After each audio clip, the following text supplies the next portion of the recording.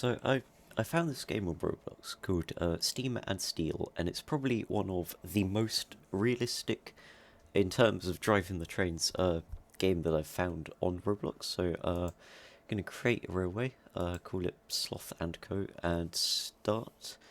Uh, Creating the save does actually take a little while, so I probably should have done that before loading in. Stormy Coast map. I've not properly played it before, but it seems like a kind of difficult map to get started because I did sort of try to do a little experiment before starting the video, and I accidentally sort of soft locked my game by spending too much. But not properly played for more than like 10 minutes, say. And that save code's deleted now. This game does have multiplayer support, so if you do want to join, I will. If you join my Discord, I will let you join this game. Yeah. Editing me put up a picture of what I'm talking about right now, but the coupling in this game is actually technically modelled quite incorrectly for what the coupling actually is supposed to do, because in this game there's only only one of the hooks can fold downwards in the coupling, whereas in real life they have slot left and right.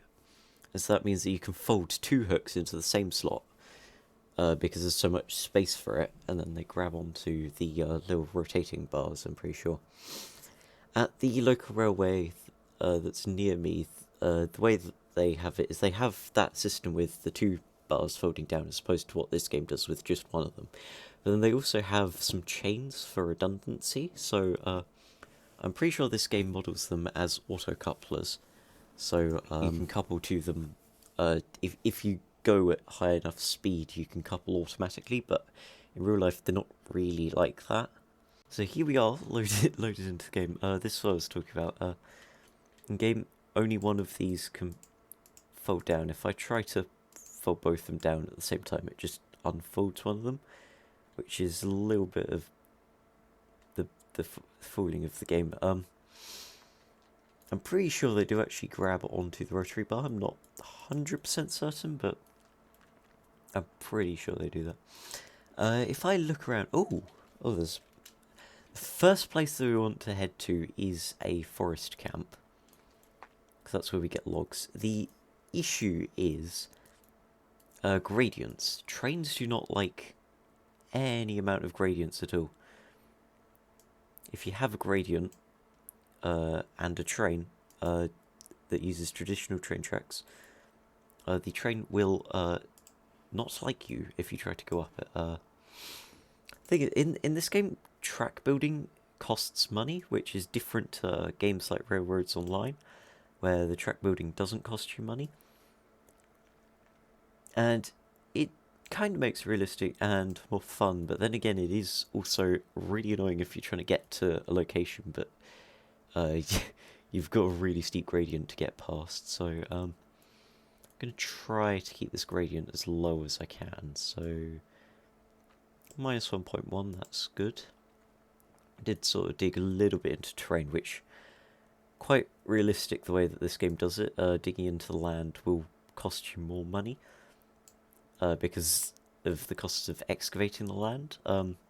Making tunnels is really expensive, which is a shame, but because in real life tunnels are quite expensive to build, but in the game they're so fun to go through with all the reverb that gets applied. Alright, I'm just trying to snake the track around. When we actually go through in the train, we're going to have to go through pretty slowly because yeah, there's the trees on the line, and the trees on the line are a bit of an issue because it could derail you. Oops. Just deleted the wrong bit of track. Build mode on. Currently just trying to sort of run around and see. We're in map mode, which gives a sort of bird's eye perspective on everything. That's an upwards gradient, so we want a downwards gradient. We could probably make it down there. I'm trying to max it out at probably 2.5. Because steel wheels on steel rails is simulated accurately. Even though it's a little bit annoying. That I don't think there's a sander in this game that we can apply, so that means that we can't apply extra adhesion. Sand does not make the train more powerful, it just means that it can't slip. So it's got a little bit more grip whenever it gets stuck in conditions, especially wet conditions like this map is. Actually, I wonder if the rain that seems artificial rain, I wonder if it actually has any map effects, like making your train a lot slipperier. Alright, so this is technically standard gauge trains, I believe. By the looks of the track, it is. But it is. The trains are generally quite small, so but basically, making sharp corners shouldn't be too difficult. It's 2.9 grade. Delete that. Try to get less gradient. The reason I'm sad at 2.9 is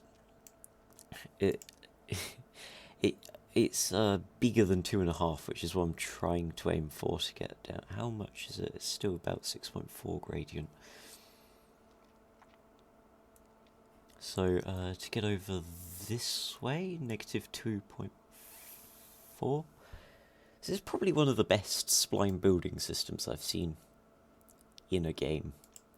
Right, what does it think? 4.5% gradient now. So if I head out this way, ooh, 1% gradient. Okay, I'm probably going to try swing onto. I don't know which track. That's 5.6. That's way too much. What does that think? Negative 3.8. So we can go downwards. Some of the grades go upwards. Downwards by 2.1. Yep, that's good enough. And then we'll... oh, let's cut into the land a little bit. What does it think now? Ooh. Oh, it actually gives pretty good estimate. Right, grade. Negative 2.5. I'm going to enable the gradient tool. Because then I can just go like, oh, right. There. Sort of around there. It'll lock the gradient in. So,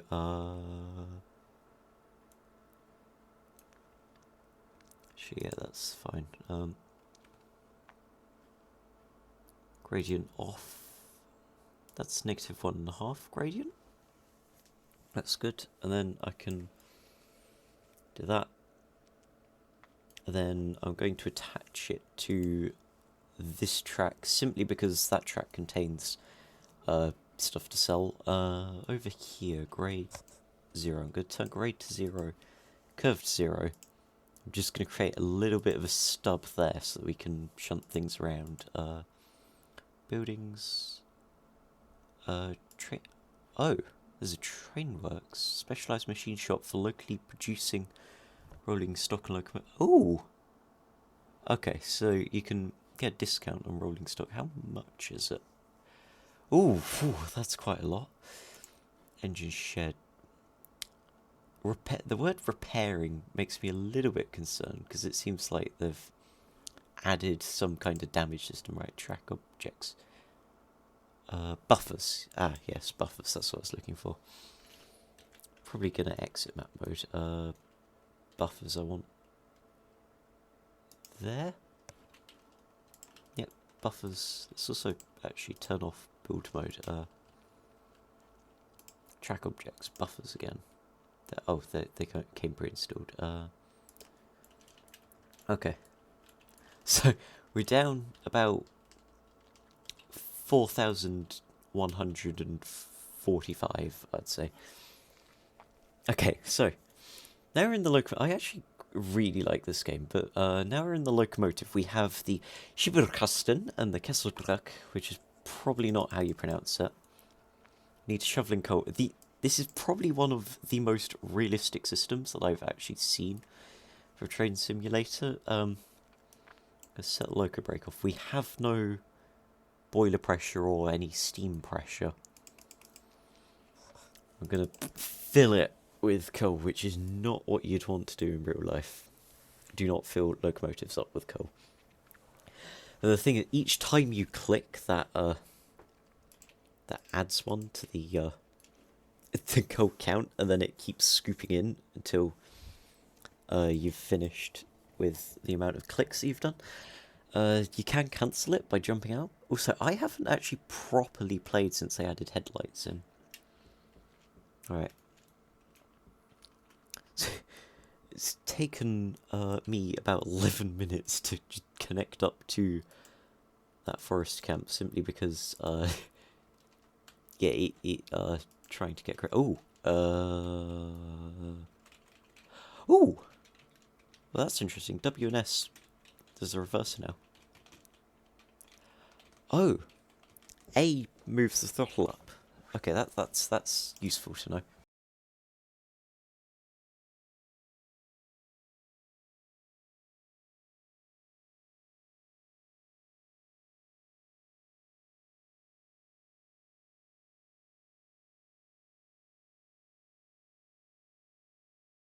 The reversible forwards, you might think that will give you the most speed. You might be mistaken with that. Full forwards reverser only gives you power. It does not give you speed. Speed comes from actually notching it back whilst you're running, because then that produces less resistance on the pistons, which means that it's easier to move, which means you can go faster. However, it reduces your power, which is a little bit annoying. What I might do is I might couple these little cars onto the other ones. Something I have just realised is now that we're moving and chuffing, we are creating some draft through the boiler, which the draft makes the coal burn quite quickly, especially if you're not careful. And on some real locomotives, you can actually have it so that you you put a piece of coal in, and by the time you reach for the next piece of coal, it just runs out. That only really happens if you're running it super quick and super efficient, with lots of draft, which involves going very quick. Can I flip that point? No. Also, I have just realised if I couple those cars on track delete mode. Oops. Oops. Oops. I was just trying to delete the buffers and it deleted the entire track. Uh-oh. Something I found from my big derailment on the first playthrough I did, which I was recording, is, actually the editing me might want to put that up on screen now, is we had a derailment where the train just flew, and we didn't know that the too far warning came from you being too far to where you're trying to re-rail the wagon. So we built kilometers of track just trying to re-rail our train because it kept saying too far. So we made hundreds of bits of track, and that bankrupted us to the point that we genuinely had no money for absolutely ages. Right. Okay, so we're all coupled. So we're gonna... Why did it chuff backwards? There's no throttle. Okay, so if I go yonk, splonk. Okay, so that's coupled. That's coupled. Coupling. Nope. Okay. Apply a little bit of throttle then. That should just push backwards, and then we can go bonk, bonk. And the throttle set. Okay, so the safety valve is popping because our pressure's too high. And I think the pressure's too high because the temperature in the boiler and stuff's too high. It's going off again. I don't know if you can hear it from edit, because I've figured out a way to separate the game audio from the voice audio. So I don't know what editing me's done with game audio. But when the safety goes off, it basically means too much pressure, and so it has to go off. Otherwise, the boiler would explode. So the ways to reduce it are to use some of the steam pressure, or to inject some water in, or to not build your fire up so much. I think the only ways you can do it in this game is just predicting if it's going to happen, and and using it all up, because there is no manually controlled injector or any water system at all, which is nice from a gameplay perspective, but like you can't cancel out your pressure by injecting a bunch of cold water into a cold boiler. So it's a little bit annoying on that aspect. I have just realised that I kind of wanted the engine on the other side of the train, but it's going to be really expensive to make a pass-through loop, so I can't be able. I'm just going to shove the train with a bit of throttle.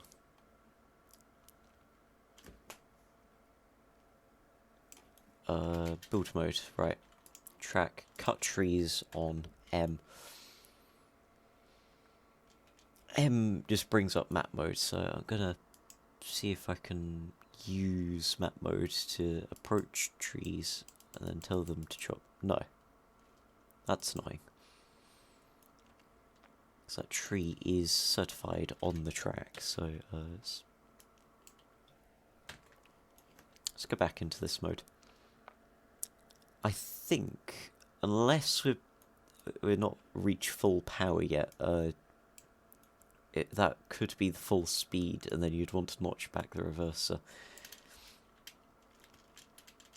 Build mode, cut trees, cut, chop the tree, chop the tree, chop the tree. Did I apply the brakes? I don't remember. Oh, yes, I did. Chop there we go, the tree's dead. Don't know about other trees that are on the track, so I'm going to, because we built the track by doing map mode, we haven't been able to head along the line yet and chop the trees, so we're gonna shove some coal in, despite the fact that we are currently popping the safety valve. Put the throttle quite low. Yeah.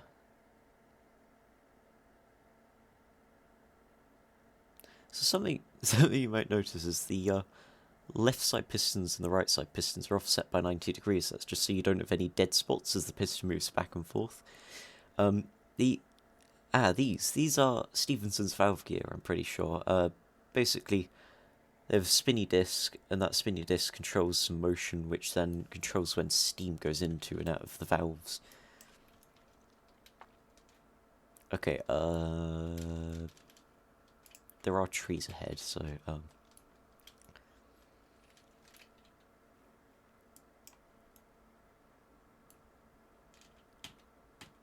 if I press D, it reduces the throttle, so we get a little bit of throttle. Struggling to push the train up a small hill. I think that embankment's floating, which is really annoying. I'll have to go and fix that later. Settings. Before I forget, save loaded world. Okay, and then we're gonna chop that tree. I don't know what the dynamic envelope is, so we're just gonna chop any tree that seems like it overhangs the track. Just because I don't know the dynamic envelope of the train, and so I need to chop anything that could be a threat to the train. It's moving very slowly. Extraordinarily ooh, this looks steep. This would be a very mild climb if you're in a car, but because we're in a train, it's a very steep climb.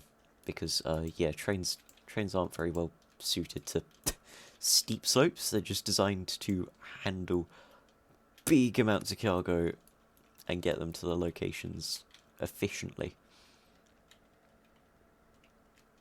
Yeah, this track's all floating. I'm gonna have to relay it later, but it's fine for now because the game does let me have the track float.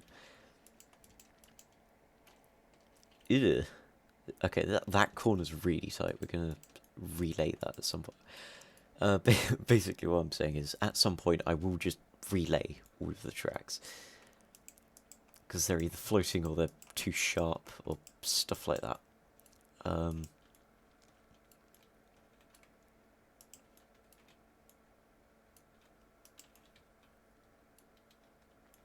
Yeah, that tree, I hate to chop that tree, but it's really close to the tracks, so I'm gonna have to. Okay, the train's, I think it's stalled. I don't know because of how slowly it's moving. Okay, going by the tunnel model, I think though that tree's fine. Okay, so that should be the last tree to chop. I will extend the forest camp track a little bit. Because ideally we need a passing loop to pass trains around each other over here. So if we head into build mode, turn off cut trees mode. Track objects, 80° left switch, 80° right switch. It's a little bit inconvenient where the stub is, but that's fine enough. So you can connect up there. You get to... Oh, wait. Okay, right. You get the wonderful privilege of connecting up there. I can make that like that. Can make that go like that. And because we've got a really big loop around, we can take track objects, go like that. If I hit T, I believe, yes, we can change which piece is connected. And go boom. And then, once again, change which piece is connected with T. Then we're going to have... This bit of track's going to be the... probably going to be the main loop, because it doesn't have to stop at the forest camp, so you don't foul the main every time you head through. We are now quite poor. We're still not through half the money, but we are through more than a quarter of the money. And we've only just made it to the closer forest camp, which will then have to take these goods all the way to a woodyard. I just realised, I think the... Oh, never mind. Never mind, ignore what I was saying. Lumber mill, we're going to have to head there next afterwards. Oh, it's making it. The train's making it. Let's head down to the train. It's taken 23 minutes on OBS and 35 minutes on Audacity for some reason. Here we are at the train. I applied minimal amounts of throttle to this. Oh, it's out of coal. Also, something you might notice is there's a taper on the wheels. So the wheels are slightly slanted. It's difficult to notice. But at some point on the internet, it seemed like a lot of channels started going mad over the fact that train wheels have a taper. But yeah, that taper's just to centre it. On certain railways that have really tight corners, you'll find that taper's a lot more extreme. Just because they need that to get around the corners. And the reason, part of the reason it's there is just that the train finds it easier to follow around the corners, and the flange is just there to stop it from falling off on really tight corners. There's some kind of metal scraping noise, but it's really hard to pick. Oh, I had the brake on slightly. Okay, that'll explain why the train was moving so slow. The brake was a tiny bit on. I kind of like the route that we made with that laying from above approach, but the issue is it's all floating, so we're going to have to remodel it later. Gonna add a bit more coal to the firebox. It seems like the super custom's moving a very small amount. Right.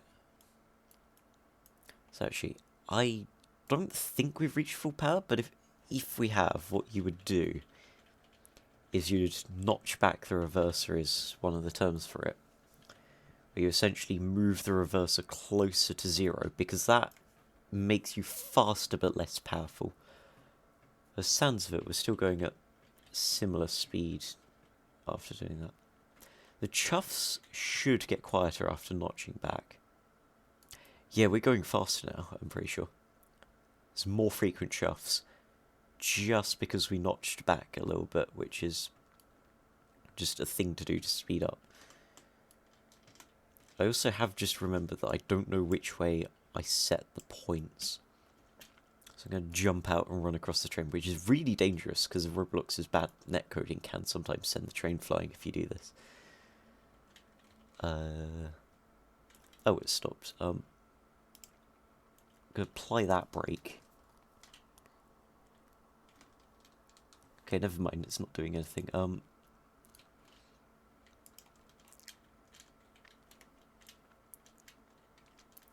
Why is it accelerating forward so much? There's a brake.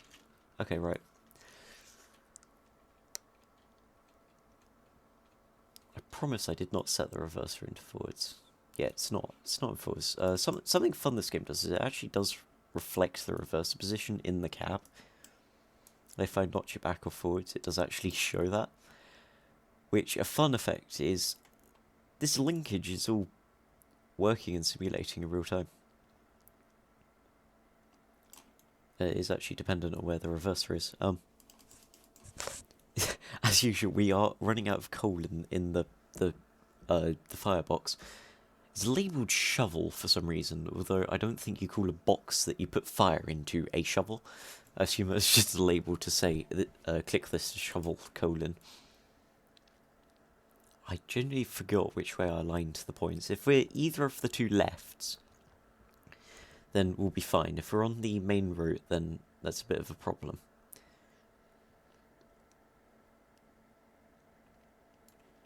I forgot there's a whistle.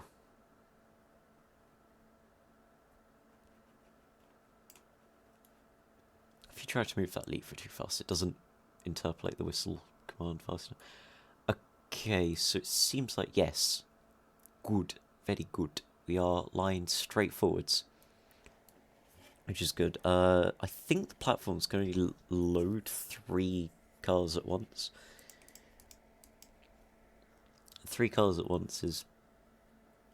yeah, it's okay, but we have 8 cars, so it's going to be 3 rounds of loading. Unless I find something interesting to say, I'll skip past loading and editing.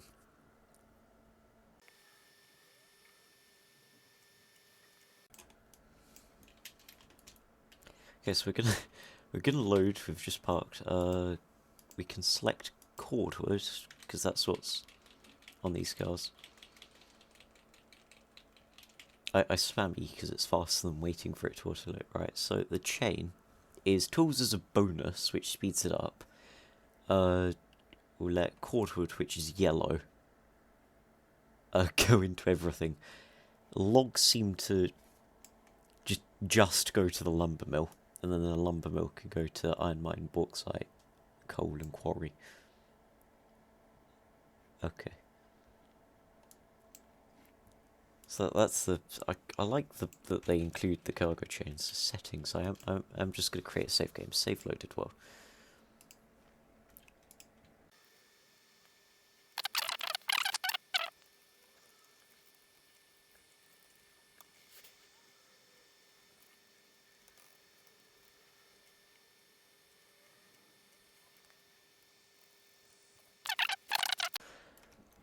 I hope that corner looks a little bit sketchy. I hope that we can go fast around it, because I do want to see how fast this locomotive can go.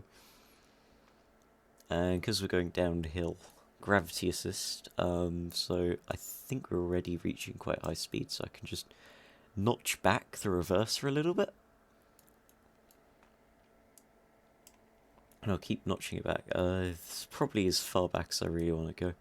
Technically with Stevenson's you can have it in forwards whilst moving backwards and vice versa, and it's really efficient, but even though I think the locomotive is Stevenson's, I think I don't know for certain, but I feel like the game would be more likely to move us backwards if I did that.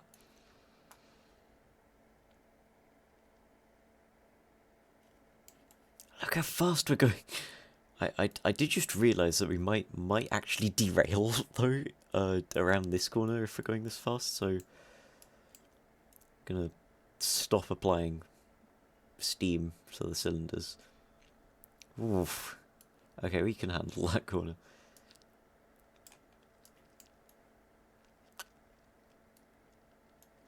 Okay, so the other corners should be broad enough for us to be able to go through.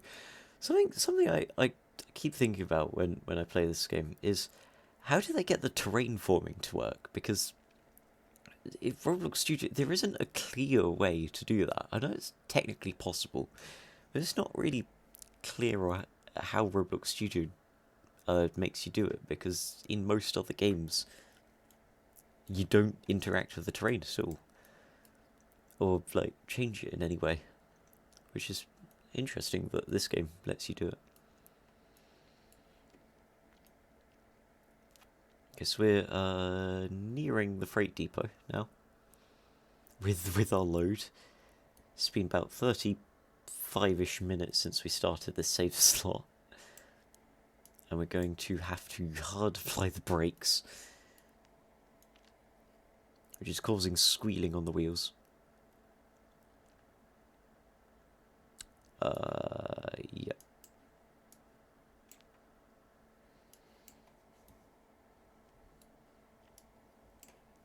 So, yeah, because we sort of overshot it, we're going to have to go backwards. I'll unload 3 at a time, except the front lot will be 2 at a time. And then we should end up with money, because I did just remember whilst we were running that this game does actually charge you money to buy the products from the places, but then when you sell them, you gain a lot more money. I do really want to make it to the lumber mill, but from what I've seen, it's quite a steep route there. So I don't know if I can make it soon, especially with the budget that we currently have. But the lumber mill would allow us to turn the logs into other products and then take those elsewhere, which would be really useful. Oh, it's raining again. Takes me a while to notice when it starts and stops raining. One thing useful about heading to other places that aren't the freight depot is the freight depot always buys at the exact same price, whereas certain other places can have extra bonuses for if you haven't delivered to them in a while. Kind of can't believe that the tender's already almost out of coal. Okay. Right, what I might do is, because this recording's nearing 36 minutes, is I want to make the YouTube video of reasonable length. So I'll unload the cordwood. Then what I might do is I might run a bunch of deliveries off camera, and then next time I'm on camera you'll see me building to the lumber mill. And then yeah, so we'll be at the lumber mill probably by the next episode, but not this episode, because yeah, it's been half an hour, and in the interest of keeping a short video for YouTube to keep your attention, yeah, I'm gonna stop here and say thank you for watching. I hope you enjoy the series on this channel. If you want to join this world and help me build stuff, join the Discord and just ask me to join. And I'll set up a password and set it online so you can join and stuff. Anyways, that's about it. Goodbye.